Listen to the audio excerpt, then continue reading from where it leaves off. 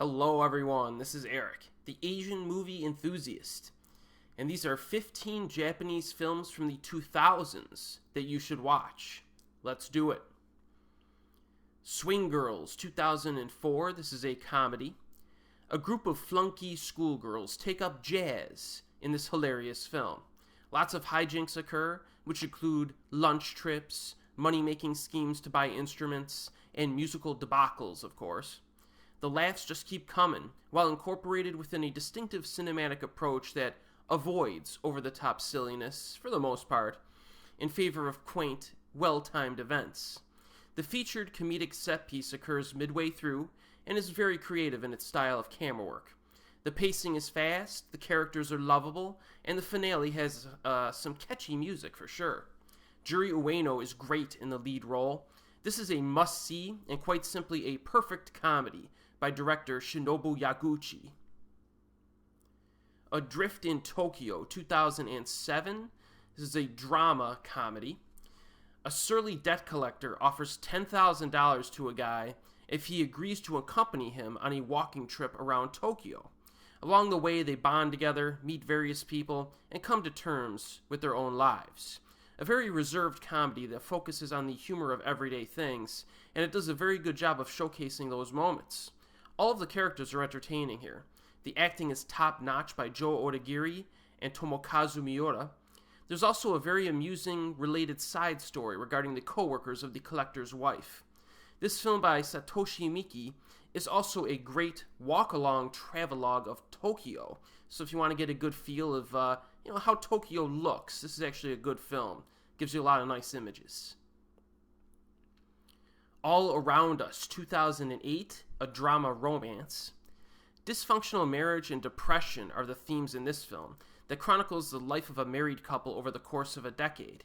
There's a focus on psychology and little subtleties to communicate to the viewer, but this film isn't all gloom and doom. There are a few humorous moments and a somewhat surprising turn during certain parts. There are also quite a few court scenes involving the husband's profession, an artist who sketches profiles. Acting is top-notch in this slice-of-life film that has some memorable exchanges and moments. This was directed by Ryosuke Hashiguchi. Battle Royale, 2000. This is a thriller. A class of 9th graders are selected from the annual Battle Royale lottery. The students, played by a star-studded cast, are kidnapped, transported to an island, armed with everything from GPS tracking devices to Uzis, and then ordered to kill each other over a 3-day period until one winner remains, thereby earning his or her freedom.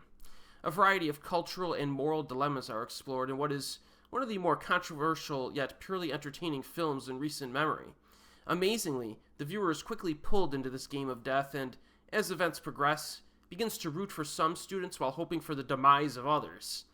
Given the creative concept of the film, there are a vast array of classic sequences, perhaps the best of which occurs in a lighthouse. The pace of this film is relentless, from the opening moments to the final frame. This is Kinji Fukasaku's most purely entertaining film. Sway, 2006. This is a dramatic thriller. This unique psychological drama concerns the relationship between two brothers amidst an unfortunate incident. The entire film is structured to be delicate in its communication of important events and emotions, so attentive viewing is required. There are a few brief moments that are quietly disturbing in their subtlety. One interesting play is how a person's memories will change depending on the present emotional feelings toward a particular person. Joe Odagiri and Teruyuki Kagawa are great as the leads here. This is very unorthodox in its content, style, soundtrack, and tempo, so prepare for a different kind of drama. It was directed by Miwa Nishikawa. Drive, 2002, a comedy drama. A salaryman, played by Shinichi Tsutsumi, is carjacked by 3 bank robbers in this high-energy film.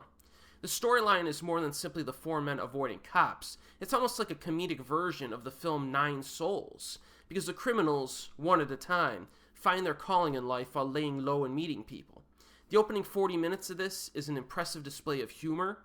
You have a restaurant scene, a philosophy-inspired rock concert, and a dream sequence that all hit with rapid-fire succession and are laugh out loud hilarious in spots. The climax is a pretty cool scene that blends a sword fight with some light horror elements. Ando Masanobu and Ko Shibazaki also appear in this very fun film by director Sabu. Love Exposure, 2008. This is a genre bender. Drama, comedy, romance. A film that could only be made in Japan, with a storyline that's impossible to accurately summarize, but I'll try. For lack of a better synopsis, a high school kid attempts to earn his priest father's attention by joining a local gang of photographers who use ninjutsu to capture upskirt images of schoolgirls' panties. Yes.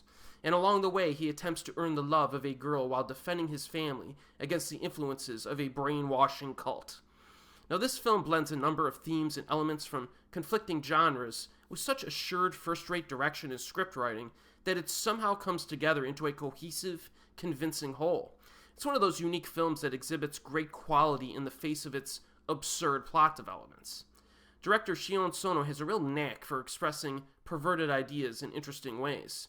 This film must hold the record for the most panty shots in a motion picture, but the mood is so heartfelt that it doesn't even come close to descending into gratuitousness. It's quite odd.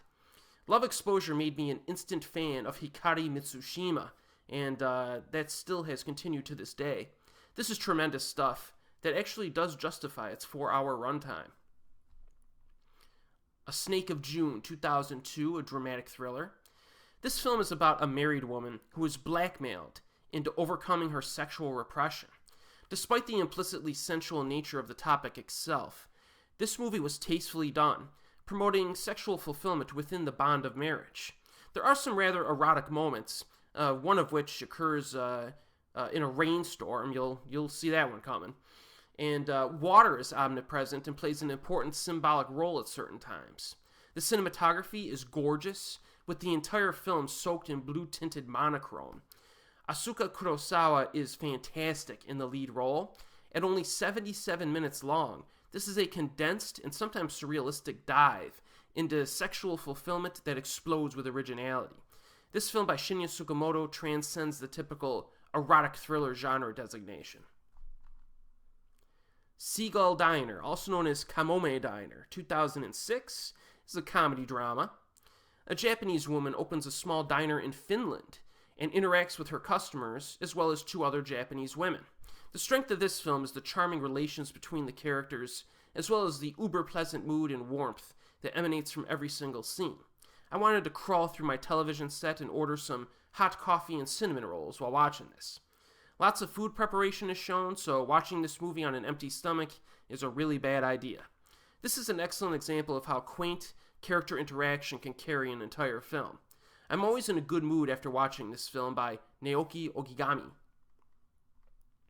Stranger of Mine, 2005, a drama comedy. An evening series of events involving a bag full of cash is shown from the perspective of different characters.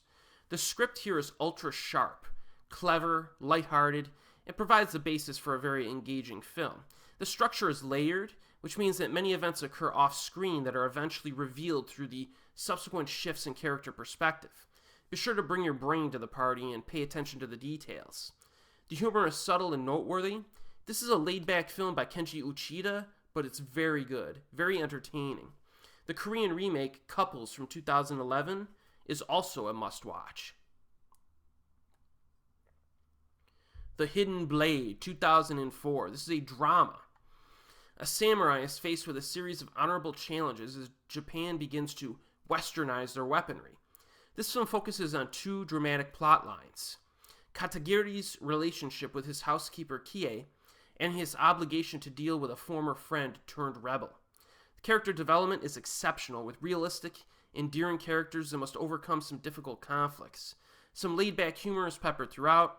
This is the second installment in Yoji Yamada's samurai trilogy, and it also represents one of the best samurai films I've ever seen. Pulse, also known as Kairo, 2001. It's a horror film. The city of Tokyo experiences an escalating number of suicides that are coerced by ghostly phenomena. The philosophical premise of this picture is nihilism expressed through loneliness. The superficial connections that one sustains with other people are conveyed as brittle, meaningless trivialities that shatter when confronted with the relentless isolation that exists on a deeper level. The victims are consumed with a sense of eternal loneliness, many times caused by seeing spirits. So there are no cheap scares in this film. It relies on disturbing, long-sustained images highlighted by awkward ghost movements. Atmosphere is hypnotic, and the mood is severely depressing.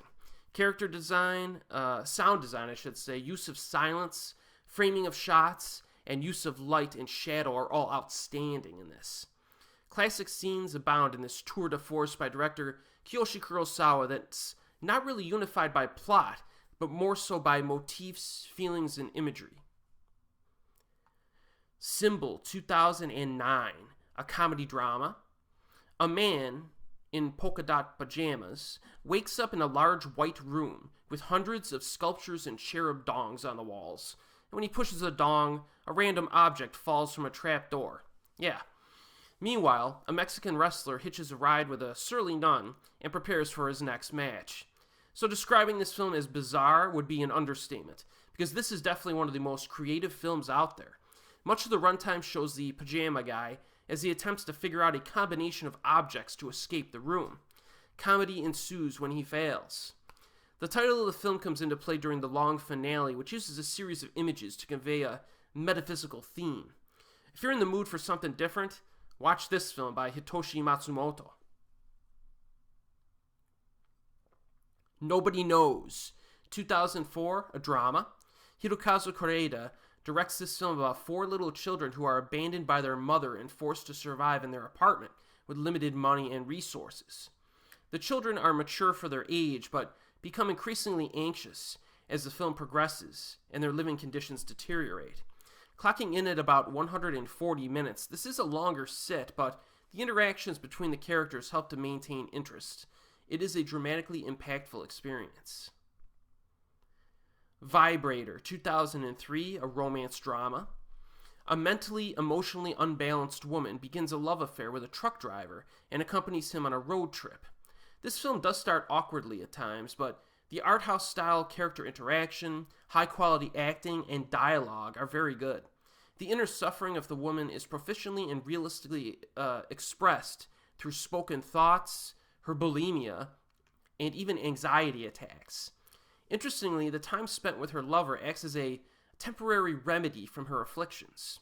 There is some sexual content here, but it serves as one of the many reflections on the character's psychology. This is definitely a film that gets better as it moves along. Impressive stuff by Ryuichi Hiroki. So there you have it. 15 Japanese films from the 2000s that you should watch. I'm not providing availability information in this playlist, so check Google for any films that seem interesting to you. The 2000s, I think, were, again, a very strong decade for Japanese film that continued the new gold age that would last up to the present day, which I think kind of started in the 90s.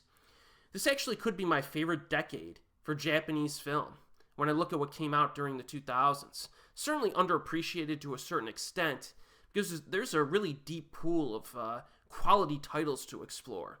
A lot of fans of Japanese cinema seem to think that like the 50s and 60s were the high point, but I think the 2000s can compete. In fact, there were so many impressive films from this decade, I'm going to do a part 2 again to this video and give you 15 more recommendations. So look out for that list in the near future, and check out some of the prior videos in this playlist, because I go through each decade going all the way back to the 1920s. And as always, we'll see you next time.